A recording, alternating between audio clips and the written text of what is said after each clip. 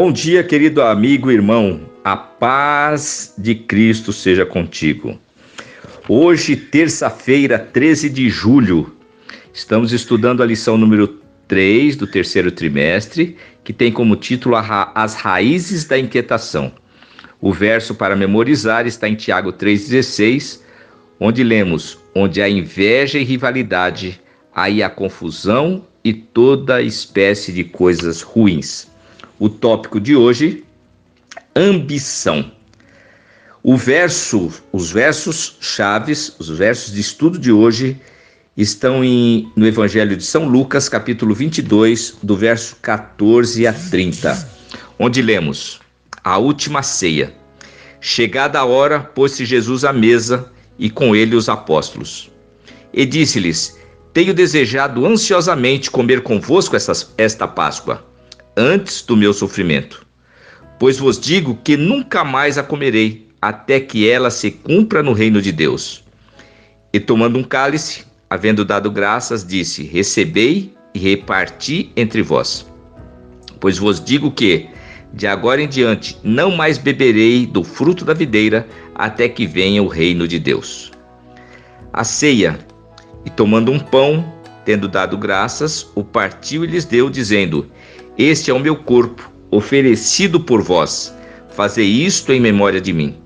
Semelhantemente, depois de cear, tomou o cálice, dizendo: este é o cálice da nova aliança no meu sangue derramado em favor de vós.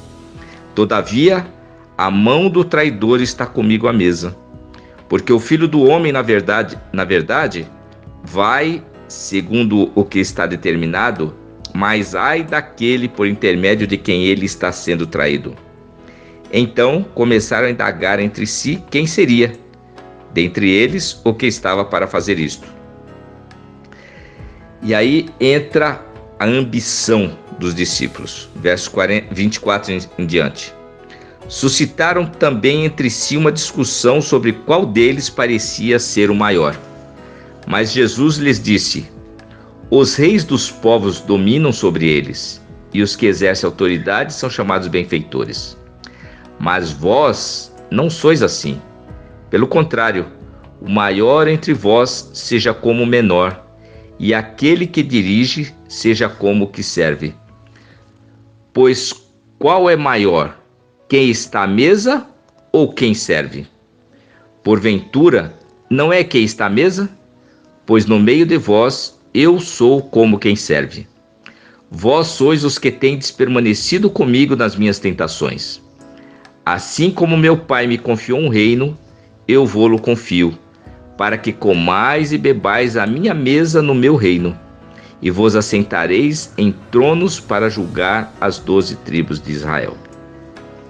Sabe, os discípulos viviam com Jesus ali aqueles anos, estavam próximos de Jesus, se alimentando, dormindo, trabalhando, né?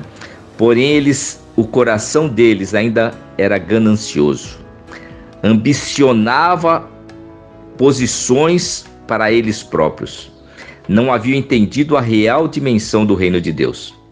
E aquela não havia sido a primeira vez que essa questão tinha sido levantada. Mateus 18, verso 1, relata que os discípulos trouxeram essa pergunta a Jesus naquela ocasião, perguntando o seguinte: quem é o maior no reino dos céus? E a resposta de Cristo envolveu uma lição prática. Depois de chamar uma criança, ele a colocou no centro do grupo. Em Mateus 18:3, então, o mestre oferece ali a explicação. Em verdade lhes digo, se vocês não se converterem e não se tornarem como crianças, de maneira nenhuma entrarão no reino dos céus.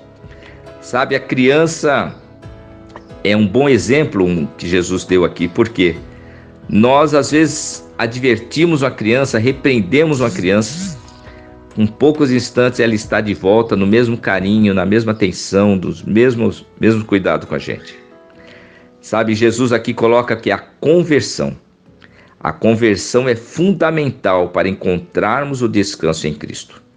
Percebemos que não podemos depender de nós mesmos, mas precisamos confiar em Jesus. Jesus disse: confiem em mim e dependam de mim como esta criança. A verdadeira grandeza é abrir mão de seus direitos e abraçar os valores do reino. Sabe, o princípio deste mundo é ter. O princípio do reino de Cristo é dar. O princípio deste mundo é a autopromoção. O princípio do reino de Cristo é a abnegação. O princípio deste mundo é o foco em si mesmo. O princípio do reino de Cristo é o foco nos outros. Ellen White, no livro O Desejado de Todas as Nações, inspirada por Deus, ela escreve: Cristo estava estabelecendo um reino sobre princípios diferentes. Chamava as pessoas não à autoridade, mas ao serviço. E os fortes a sofrer as fraquezas dos fracos. Poder, posição, talento e educação colocavam aqueles que os possuíam sob maior dever de servir aos semelhantes.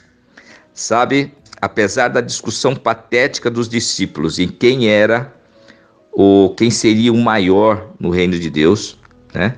Que aliás era um triste exemplo de como o coração humano é corrupto. No momento solene, ali na ceia, eles estavam ali naquela discussão patética, mas a boa notícia é que Jesus não desistiu deles. Jesus não desiste de você e de mim, apesar das nossas ambições egoístas, apesar do nosso coração corrupto. Oremos. Querido Deus e Pai, obrigado pela seu maravilhoso amor, da sua misericórdia para conosco. Seja, Senhor, persistente com seu Santo Espírito em nossas vidas, para que possamos nos converter dos nossos maus caminhos, dos nossos desejos egoístas, ambiciosos, nos converter aos teus ensinamentos e mantermos uma vida de acordo com a vida de Jesus, e é por ele que nós oramos. Amém.